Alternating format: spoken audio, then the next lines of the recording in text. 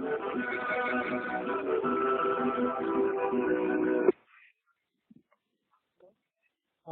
अस्सलाम वालेकुम मोहम्मद रजा साहब।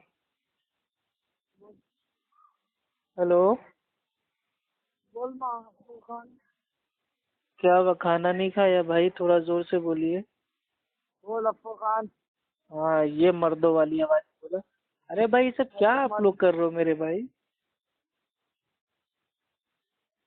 तू बात करना है तो पूरी बात करना है तो फोन कर। ये सब आप लोग आधी क्या कर अधूरी क्या रहे बात हो मेरे? करके कट मतलब ये करके नहीं समझ भागना में आ नहीं। रहा है मेरे भाई। मैंने आधी अधूरी बात करके भागना नहीं। भाई मैं भागूंगा नहीं, आप खाली इतना बता दीजिए, आप जो मतलब ये सब कर रहे हैं क्या ये सही है? क्या ये सब कर रहे हैं? भाई मस्जिदों के आगे वोट आपका मतलब भाई लग रहा है। मसलके आला हजरत आपका कॉल 786 कृपया लाइन पर हजरत बने रहें जिंदाबाद। या कुछ देर बाद संपर्क करें। Your call has been put on hold. Please stay online or call. Hello. हाँ भैया, कहाँ चले गए थे? फोन आया था हमारा। हाँ बस। अच्छा अच्छा। अरे खाली 2 मिनट आपसे बात करनी थी, वक्त है आपके पास मेरे प्यारे भाई? बोलो बोलो। भाई हम ये कह रहे हैं, आपकी जो बरेलवी मस्जिद है उसके बाहर एक बोर्ड उतरा हुआ है कि मसलके आला आला हजरत जिंदाबाद, और बीच में उतरा हुआ है 786, और मस्जिद के बाहर उतरा हुआ है कि खबरदार, यह मस्जिद सुन्नी हनफी बरेलवी मसलके आला हजरत इमाम अहमद रजा फाजिले बरेलवी के मानने वालों की है, लिहाजा इसमें वहाबी, देवबंदी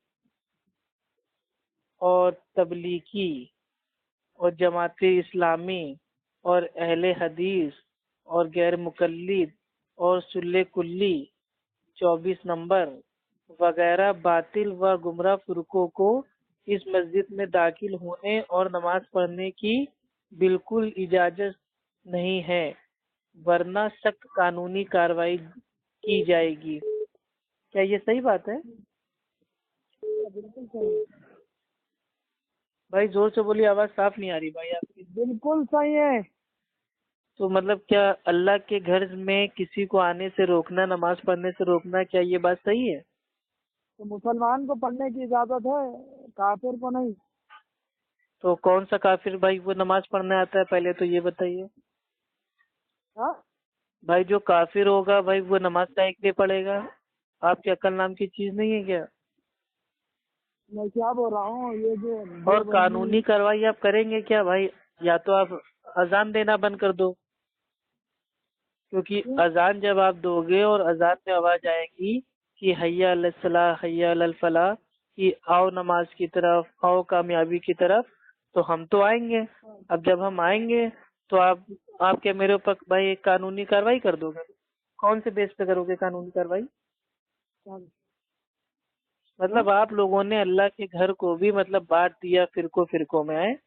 भाई ये सब फिरकेबाजी खत्म करो मेरे प्यारे भाई। मस्जिद अल्लाह का घर है, किसी के बाप की जागीर नहीं है कि उसके ऊपर अपना कब्जा कर ले कि हमारी मस्जिद है तो हम ही लोग आएंगे और कोई आएगा नहीं। काफिरों को नहीं आने देते मस्जिद में। अरे अलग बंदे का फिर वही चीज। नहीं देते। भाई जितने मंदिर हैं उसमें हिंदू मुस्लिम सिख ईसाई जा सकते हैं, जितने भी चर्च हैं उसमें भाई हिंदू और मुस्लिम और सिख ईसाई सब जा सकते हैं। ठीक है भाई, और जितने मतलब ये सरदारों के जो भाई वो सब है, ठीक है, वो गुरुद्वारा, उसमें भी भाई हिंदू मुस्लिम सिख ईसाई सब जा सकते हैं। लेकिन मस्जिद जो सारी इंसानियत का अल्लाह सुब्हान व तआला है, जो सारी इंसानियत का बनाने वाला है, उसमें मतलब खाली एक तबके के इंसान को छोड़ के बाकी सारे इंसानों का आना आपने बैंड कैसे कर दिया? हाँ? आपने सारे सारे इंसानों में से एक ही भाई अकीदे के इंसानों को रोक के बाकी सारे सारे इंसानियत को अपनी मस्जिद में आने से काहे के लिए रोक दिया? बेशक हम रोकते हैं गुस्ताखों रसूल को। अरे गुस्ताखे रसूल तो सबसे बड़े आप लोग हो, तभी तो मस्जिद के आगे इतना गंदा बोर्ड आप लोग भाई लगा रहे हो। शर्म आनी चाहिए हाँ? मेरे भाई। हमारे अल्लाह के नबी ने कभी किसी को भाई मस्जिद में आने से भाई नहीं रोका, यहाँ तक कि मुनाफिक मस्जिद लोग भी नबवी थे, उनको भी मस्जिद में आने से नहीं रोका। तो आप किस खेत के गाजर हैं जो आप लोगों को मस्जिद में आने से रोक रहे हैं? नहीं, मस्जिद नबवी में नाम ले लेकर निकाला अच्छा था ये तो आप। अच्छा ये बता दीजिए कि क्या मस्जिद आपने खरीद ली है? मस्जिद तो हमारी अल्लाह का घर है। तो अल्लाह का घर पे खाली आपका कब्जा है, बाकी लोग जा नहीं सकते अल्लाह के घर? नहीं, देवबंदी, वहाबी, अहले हदीस, अहले खबीर। भाई अहले हदीस को आप काफिर तो साबित कीजिए, उसके बाद हम खुद ही आना छोड़ देंगे। लेकिन ऐसा ना हो जाए कि अल्हम्दुलिल्लाह अहले सुन्नत वल जमात असाबुल हदीस को भाई काफिर साबित करते करते आप खुद इस्लाम से बाहर निकल जाओ। अल्हम्दुलिल्लाह अल्लाह का हमारे खौफ है, उलमा वरना आपके तैयार। जो मसलक की गंदगी है ना, अगर आवाम के सामने खोल खोल के बता दी ना, तो आप पागल हो जाओगे, जहर खा के आत्महत्या कर लोगे।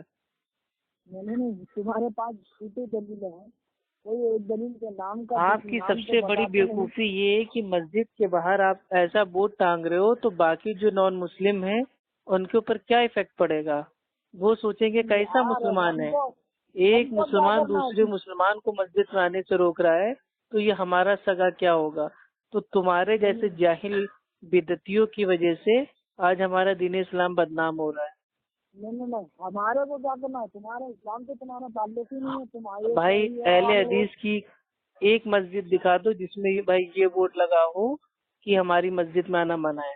अहले हदीस तो कहता है सब लोग आओ, हिंदू, मुस्लिम, सिख, ईसाई, कादियानी, बरेलवी, देवबंदी, तबलीगी, जिसको दीन सीखने आना है आओ। हमारा अल्लाह का घर मौजूद है, जो भी आएगा हम उसको कुरान हदीस की जो हक दावत है उसको पेश करेंगे। आपके वहाँ तो सारे भाई दावत, आप लोग ना तो दावत का काम करते हो, ना इस्लाह का काम करते हो, और फितने फसाद फैलाते रहते हो। बस आप लोग अपनी मस्जिदों में चाहते हो कि हमारा ही कब्जा रहे।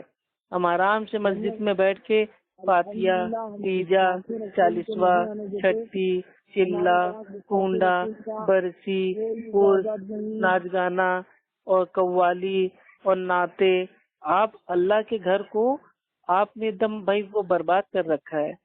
आपने उसको पब्लिक प्रॉपर्टी बना ली है। नाज शरीफ हराम है सुनना? नाज शरीफ सुनना हराम है क्या? नहीं, मस्जिद के अंदर सिर्फ अपने लोगों के बीच अल्लाह के नबी की शान में ऐसी नात पढ़ना जो अल्लाह से भी ऊपर अल्लाह के नबी को कर दे, क्या ये अल्लाह के घर में होना जायज है? नहीं, नाजायज और हराम है क्या? कहाँ है बताइए। हम में एक नबी ऐसा है जो गैब का इल्म जानता है। तो ये सब आप क्या मेरे भाई मस्जिद के अंदर आप भाई शरीयत से भाई धोखेबाजी कर रहे हो, खिलवाड़ कर रहे हो। भाई आपको 24 घंटे का टाइम दे रहे हैं, मस्जिद से बोर्ड आप उतार दीजिए, ठीक है? बेशक हम नहीं उतारेंगे और लगाएंगे। भाई ये गलत चीज है मेरे भाई, मस्जिद में ऐसा बोर्ड भाई नहीं लगाना चाहिए। हम सब इंसान हैं, इंसान के नाते भाई भाई हैं यार। क्यों इतना जलन कटन, इतनी नफरत क्यों रखते हो? नफरत करना है तो शिर्क से करो, नफरत करना है तो बिदात से करो। लेकिन तुमको शिर्क और बिदात से प्यार है, और तौहीद परस्तों को तुम लोग काफिर कह के उनको अपनी मस्जिद में आने भाई नहीं देते हो।